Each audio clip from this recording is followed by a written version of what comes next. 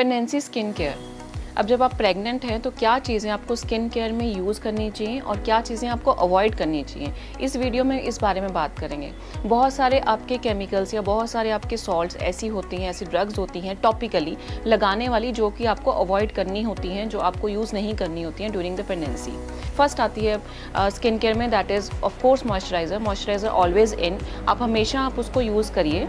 Second is sun protection. अब इसके ऊपर बहुत बड़ी कॉन्ट्रोवर्सी होती है कि कितना SPF यूज़ करना है, कौन सा आपको सनस्क्रीन यूज़ करना है और आपको अवॉइड करने की ज़रूरत है या नहीं है।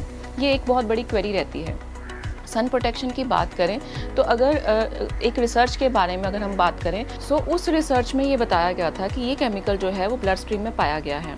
उसके लिए just being on the safer side, because as such there are no reports of complications अभी तक भी, still we need to avoid those chemical sunscreen. तो उसमें क्या प्रेफर करना है हमें? फिजिकल सनस्क्रीन और मिनरल सनस्क्रीन, जो कि जिंक ऑक्साइड, टाइटेनियम डाइऑक्साइड, ये वाली जो सनस्क्रीन आती हैं दे आर मोर प्रेफरेबल, जो कि आपको इजीली एक फिजिकल बैरियर देती हैं and they are completely safe. कहीं भी किसी तरीके की कॉम्प्लिकेशन आज तक इन फिजिकल सनस्क्रीन के बारे में नहीं सुनी गई है और नहीं आपकी देखी गई है। आप इसको once in a day 30 SPF और 50 SPF यूज़ कर सकते हैं and in every skin type you can use it.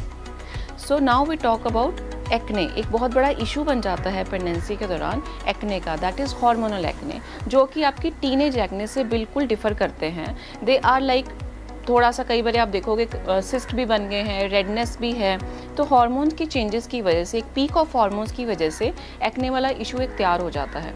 सो उसमें क्या चीज़ें हमें अवॉइड करनी है? जो अवॉइड करना है दैट इज़ रेटिनॉल। रेटिनॉल सिर्फ आप कंप्लीटली अवॉइड करें। ट्रेटिनॉइन जेल्स जो कि ईजिली मार्केट में ट्रोनिन के नाम से या ट्रेटिनॉइन के नाम से मिल जाती हैं, आपको नहीं यूज़ करनी है, वो आपको कंप्लीटली अवॉइड करना है। और आपके जो जितने भी एंटीबायोटिक्स होते हैं लाइक मिनोसाइक्लिन, डॉक्सीसाइक्लिन, ये आपको नहीं लेना है, बिल्कुल भी आपको अवॉइड करना है। एंड आपका एक्यूटन जो कि आइसोट्रेटिनॉइन है विच controls the activity of oil glands, this should not be taken. अब जो कर सकते हैं हम एक्ने के दौरान, दैट इज़ लाइक कि salicylic 2% is still okay, but आपको वो भी अवॉइड करना चाहिए अगर बहुत सीवियर एक्ने नहीं है तो।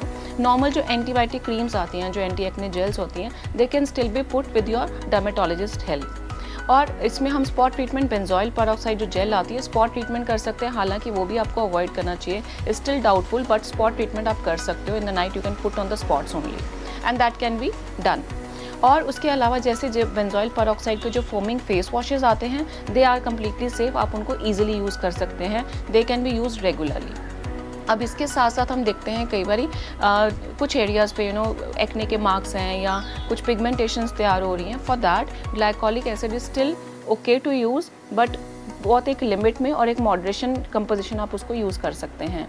AHA आप कर सकते हैं, AHA सीरम जो आते हैं, but with the opinion of your doctor.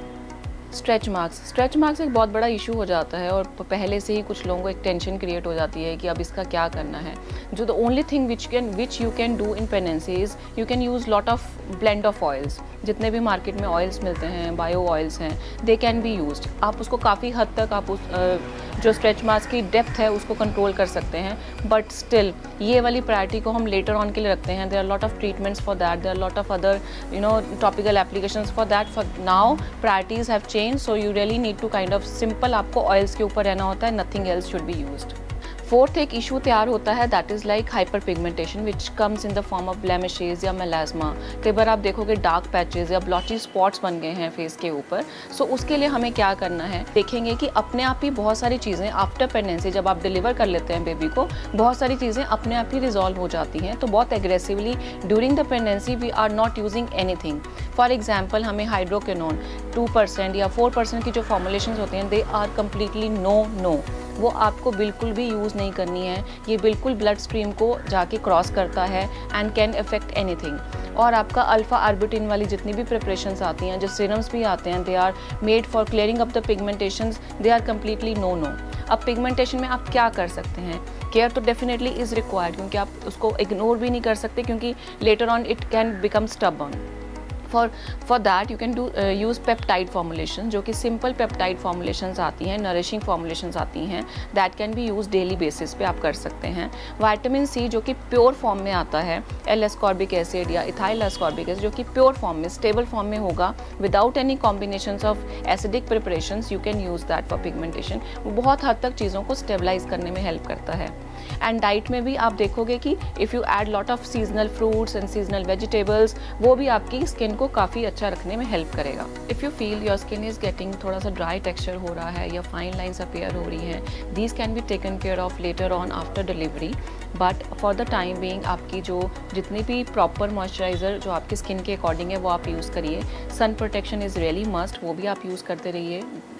And glycolic की preparation with the opinion of your doctor you can use to tackle the things. और आप ड्राई स्किन के लिए वाटर इनटेक एंड डाइट का अच्छा होना, अपनी हैबिट्स का चेंज होना, ये सारी चीज़ों का ज़रूर होना बहुत, it's really must And for further queries, you can call us and you can subscribe our channel for further videos. Thank you.